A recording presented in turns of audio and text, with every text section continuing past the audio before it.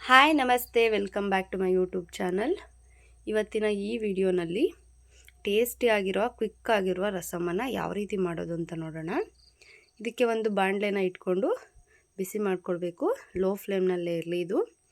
ಇದಕ್ಕೆ ಒಂದು ಅರ್ಧ ಒಣಮೆಣಸಿನ್ಕಾಯಿ, ಒಂದು ಅರ್ಧ ಟೇಬಲ್ ಸ್ಪೂನ್ನಷ್ಟು ಕಾಳುಮೆಣಸು, ಅರ್ಧ ಟೇಬಲ್ ಸ್ಪೂನ್ನಷ್ಟು ಜೀರಿಗೆ, ಸ್ವಲ್ಪ ಕರಿಬೇವಿನ ಸೊಪ್ಪು, ಒಂದು 4ರಿಂದ 5 ಎಸಳು ಬೆಳ್ಳುಳ್ಳಿ, ಒಂದು ಹಸಿ ಮೆಣಸಿನಕಾಯಿ, ಇದಿಷ್ಟನ್ನು ಹಾಕಿ ಚೆನ್ನಾಗಿ ಫ್ರೈ ಮಾಡಿಕೊಳ್ಬೇಕು. ಮೆಣಸು ಮತ್ತು ಜೀರಿಗೆ ಇವೆಲ್ಲವನ್ನು ಫ್ರೈ ಮಾಡ್ಕೊಳ್ಳೋದ್ರಿಂದ ಎದೆ ಉರಿ ಆಗುವಂಥದ್ದು ಚಾನ್ಸಸ್ ಇರೋದಿಲ್ಲ ಸಾಂಬಾರನ್ನು ತಿಂದಾಗ.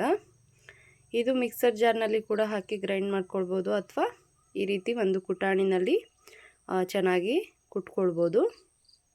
ತುಂಬಾ ಪೌಡರ್ ಮಾಡ್ಕೊಳ್ಳೋದ್ಕಿಂತ ಈ ರೀತಿಯಾಗಿ ಕುಟ್ಕೊಂಡ್ರೆ ತುಂಬಾ ಟೇಸ್ಟ್ ಚೆನ್ನಾಗಿರುತ್ತೆ.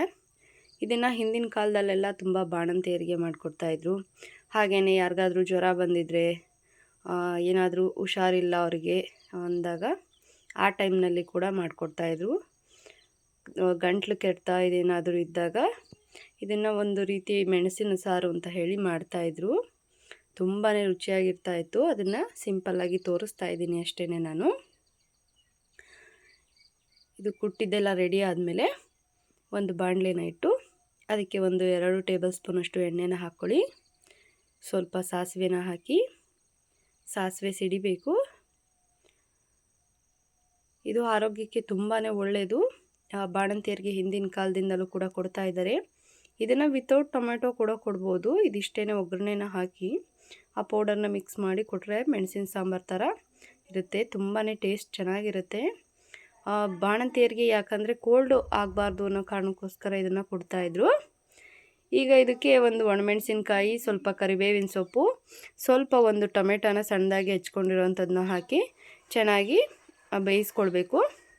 ಇದಕ್ಕೆ ಏನು ಕುಟ್ಟಿ ಇಟ್ಕೊಂಡಿದ್ವಲ್ಲ ಆ ಒಂದು ಮಸಾಲೆ, ಟೊಮೆಟೊ ಎಲ್ಲ ಒಗ್ಗರಣೆನಲ್ಲೇ ಚೆನ್ನಾಗಿ ಸ್ಮ್ಯಾಶ್ ಆಗಬೇಕು.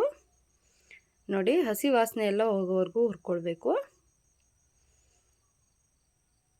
ಗಂಟ್ಲು ಕಟ್ತಾ ಏನಾದರೂ ಇದ್ದರೆ, ಗಂಟ್ಲು ನೋವು ಆಗಿರ್ಬೋದು, ಇದನ್ನು ಸಾಂಬಾರು ರೀತಿಯಲ್ಲಿ ಮಾಡಿಕೊಂಡು ಇದು ಟೊಮೊಟೊ ಹಾಕ್ತೇನೆ ಅದೇ ರೀತಿಯಾಗಿ ಬರೀ ಒಂದು ಪುಡಿನ ಮಾಡಿಕೊಂಡು ಒಗ್ಗರಣೆ ಮಾಡಿಕೊಂಡು ಕುಡಿದ್ರೆ ಗಂಟ್ಲು ಕಟ್ತಾ ಇರ್ಬೋದು, ಗಂಟ್ಲು ನೋವು ಎಲ್ಲದೂ ಕೂಡ ಕಡಿಮೆ ಆಗುತ್ತೆ.